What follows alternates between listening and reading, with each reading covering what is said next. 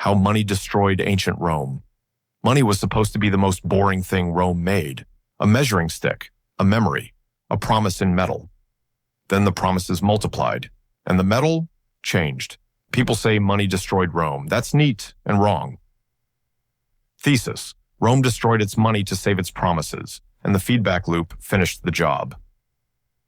Different centuries, same incentive. When obligations outrun taxes, governments stretch the yardstick. The denarius: trust you could hold. Start with what worked. The early denarius wasn't just a coin. It was a contract you could weigh. Intrinsic value tracked face value closely. Contracts could be long, prices were legible, taxes predictable. Soldiers were paid in a unit they respected, so loyalty and logistics rhymed. Stable money let Rome do complicated things: roads, grain, armies, without micromanaging every price. Trust floated on silver. So did the empire. Sound money is cheap politics. It makes honesty affordable. The first nudge: war finds the mint. Wars do not balance budgets, they balance mints. The empire discovered seigniorage: keep the face value, thin the metal, and pay the bill difference. The trick was quiet at first. Shave purity, not portraits. Keep the emperor's face intact. Let the alloy carry the compromise. Results: more coins, same claims, slower truth. Merchants adjust spreads, contracts shorten, people start weighing again. The state purchases time, the people purchase confusion. Pattern: alter the unit before you alter the promise. The pay raise that repriced an empire. Armies age like athletes, expensive with time.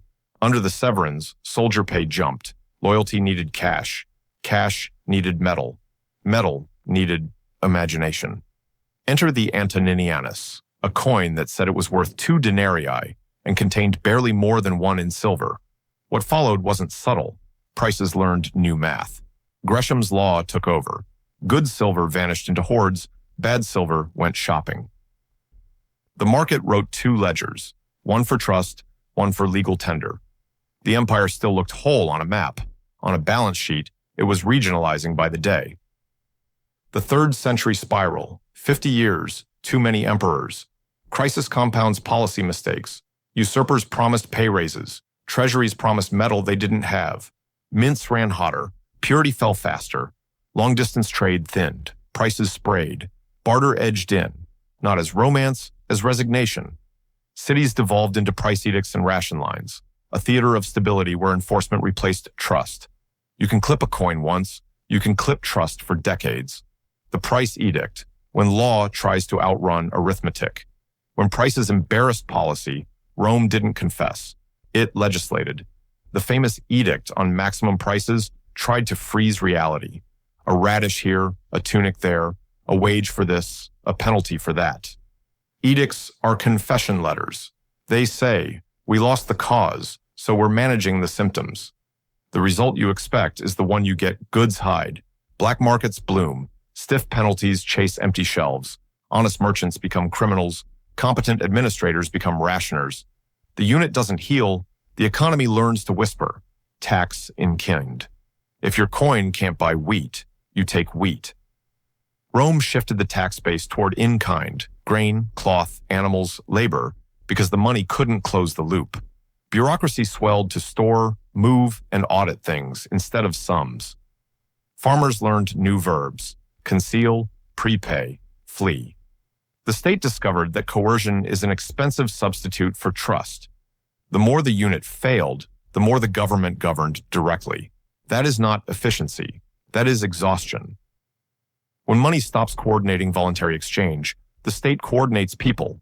Urban elites, the curiales, were trapped into municipal service to collect taxes from neighbors who hated them for it. Guilds were hereditary and compulsory. Bakers must bake, shippers must ship, at the state's price, not the market's.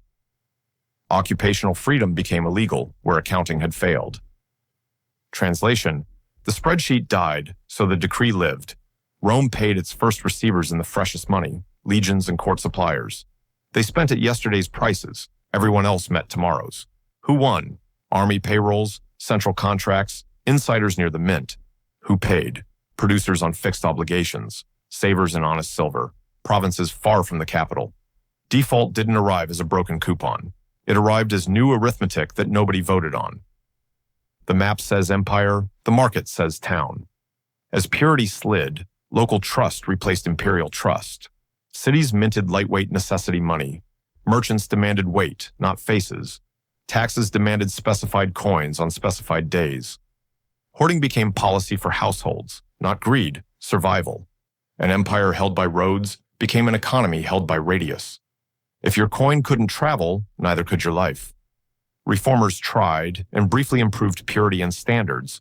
Aurelian cleaned up mints. Diocletian reset taxes and accounts. But reforms without restraint are intermissions. The army still needed raises. Courts still needed spectacle. Provinces still needed grain. The math didn't change, so the unit kept doing the work. The more money lied, the more force had to tell the truth. Confiscations grew. Travel controls tightened. Price edicts multiplied. Fairness speeches covered shortages the way frost covers rot. Rome had rediscovered a primitive lesson. It's cheaper to pay with trust than to govern against it.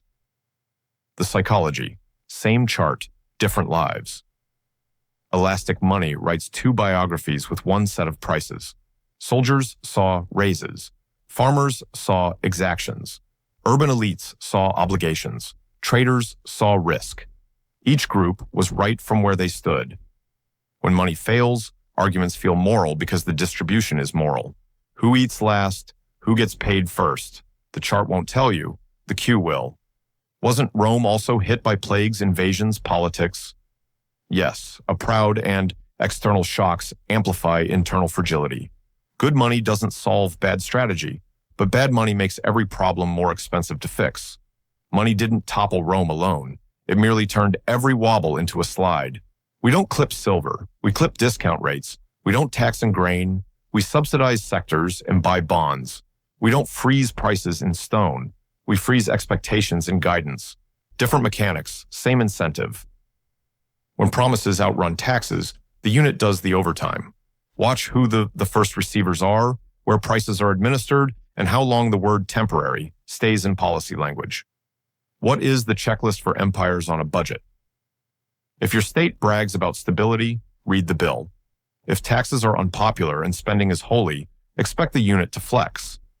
If price edicts show up by tablet or press release, you're late to the story. If the army gets a raise before merchants get inventory, hoard trust, not trophies, not advice, a lens. What actually destroyed Rome? Rome wasn't destroyed by money. It was destroyed by the choice to make money do politics work. Coins that lied, laws that shouted, people that learned to hide. Empires don't fall because they run out of metal. They fall because they run out of trust. History isn't a museum. It's a manual. Use it. If you want myth-free breakdowns, subscribe to Master Luxury Finance. Like, comment, and share this with someone who still thinks debasement is about metal, not governance.